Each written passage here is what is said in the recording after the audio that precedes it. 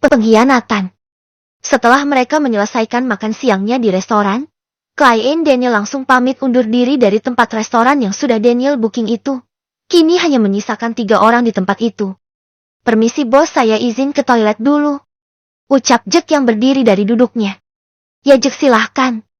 Tolong jangan terlalu lama, kita harus kembali ke kantor." Jack pun mengiyakan berlalu dari hadapan kedua orang yang kini sedang duduk berhadapan.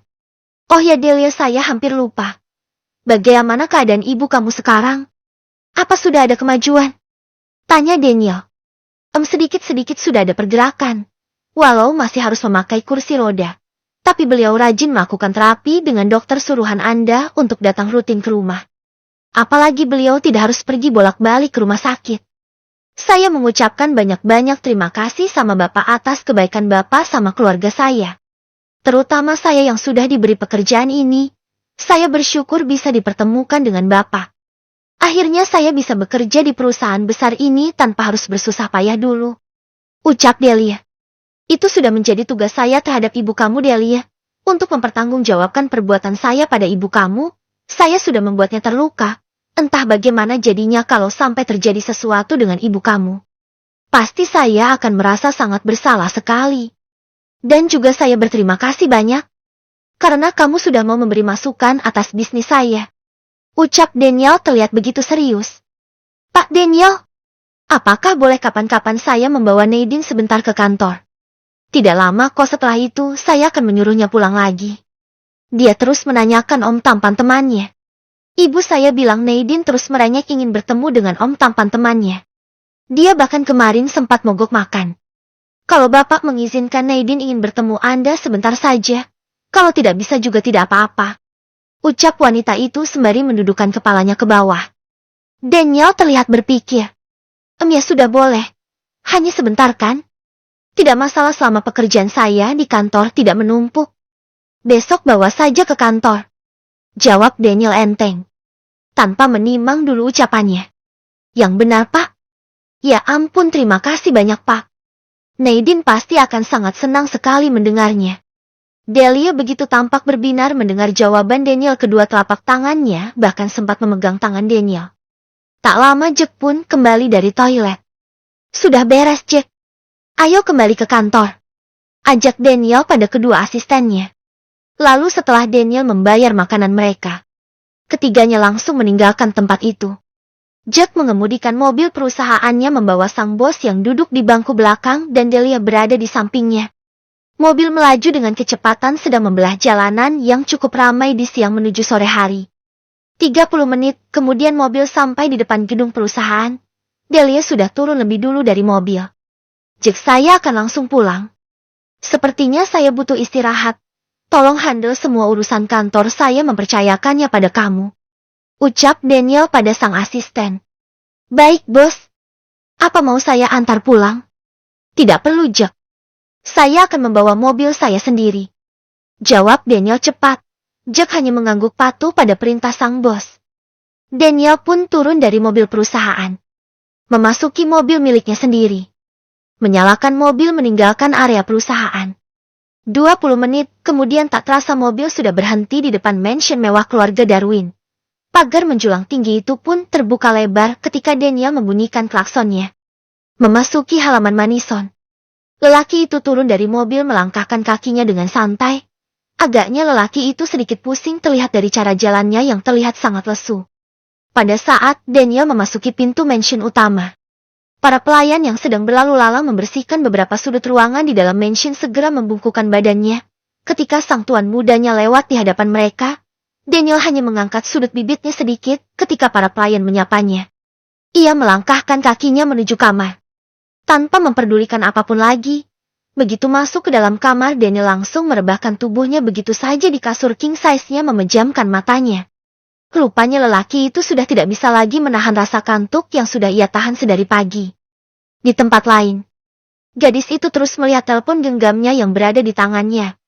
Amelia sudah beberapa kali menghubungi dan mengirimkan pesan pada kekasihnya sejak dari siang tadi.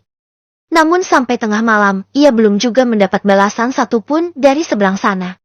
Ia pun mengubah posisinya menjadi bersandar di sandaran ranjang, mencoba mengirimkan pesan pada seseorang.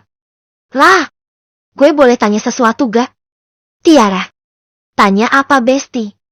Tumben lo belum tidur udah tengah malam gini. Amelia. Gue kenyang tidur seharian. Oh ya, lo punya saudara atau ponakan yang masih kecil gak? Atau tante Sonya gitu misalnya. Tiara. Tumben amat lo nanyain silsilah keluarga gue, Mel.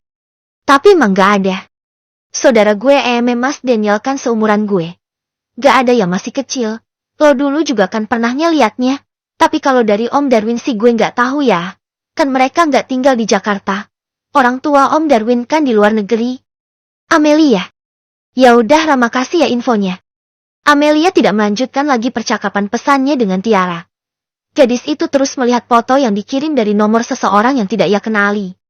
Terlihat Daniel dan seorang wanita sedang duduk berdua di restoran. Amelia tidak mengenali siapa wanita itu karena orang itu memperlihatkan foto wanita itu dari belakang, tapi di foto itu terlihat mereka begitu sangat dekat. Amelia merasa dilema. Mungkin besok pagi gue harus ke kantornya. Gue nggak mau berpikir yang enggak dulu sebelum membuktikannya sendiri. Amelia pun berusaha memejamkan matanya, ia tidak sabar untuk segera pagi menemui kekasihnya. Pagi hari lelaki itu terusik dari tidur nyenyak oleh suara nyaring yang mencoba membangunkannya. Daniel, bangun. Kamu tidur memakai pakaian seperti ini, tanpa melepaskan sepatumu juga. Mengapa kamu tidak melepaskan dulu pakaianmu? Ayo bangun. Yuh. Apa sih mah berisik banget? Aku masih ngantuk. Daniel menutupi mukanya dengan bantal. Ya Tuhan, lihat ini sudah jam berapa? Ucap Sonya menyodorkan jam waker di samping ranjang tidur ke arah muka anaknya dengan menyingkirkan bantal di mukanya. Jam 7 pagi. Ini tidak salah mah. Daniel membulatkan matanya dengan sempurna. Ketika ibunya menyodorkan jam waker di mukanya. Memang maunya jam berapa? Kamu sudah berapa lama tertidur seperti ini tanpa makan dan minum? Ayo cepat mandi, segera lepas pakaian kotormu ini. Sonya menggelengkan kepalanya melihat Daniel beranjak dan melepas sepatu berlalu memasuki kamar mandi. Waktu kemarin Daniel pulang memang Sonya sedang tidak ada di mansion. Ketika ia pulang keadaan mansion sudah sepi. Sonya dan Darwin bahkan tidak tahu kalau anaknya sudah kembali. Tapi kepala pelayanannya mengatakan tuan muda sudah kembali sejak kemarin sore. Jadi Sonya segera menemui putranya. Setelah menyelesaikan ritual mandinya, lelaki itu cepat-cepat memakai baju yang sudah disiapkan oleh pelayan.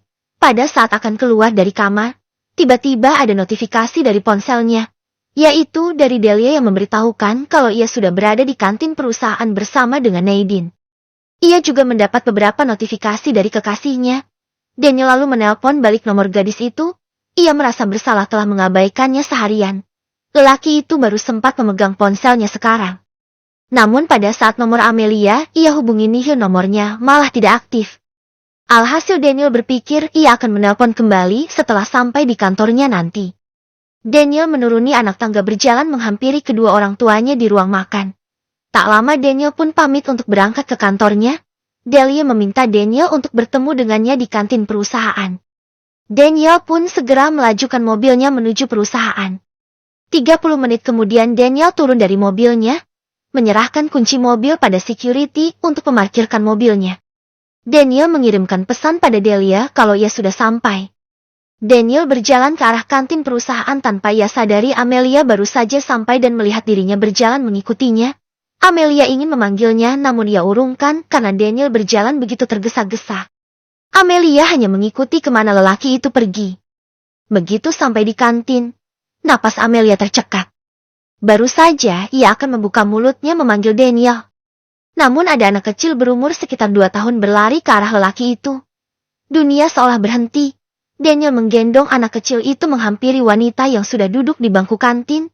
Anak itu terlihat begitu dekat dengan Daniel. Mereka tertawa dan sarapan bersama. Air mata yang sedari tadi sudah menumpuk di kelopak matanya. Tak tahan begitu saja luruh dengan sendirinya. Amelia menangis di balik tembok menyaksikan keromantisan yang sangat membagongkan.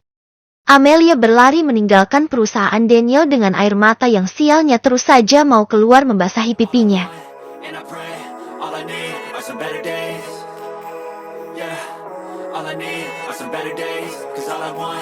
And I pray, I believe in the better days.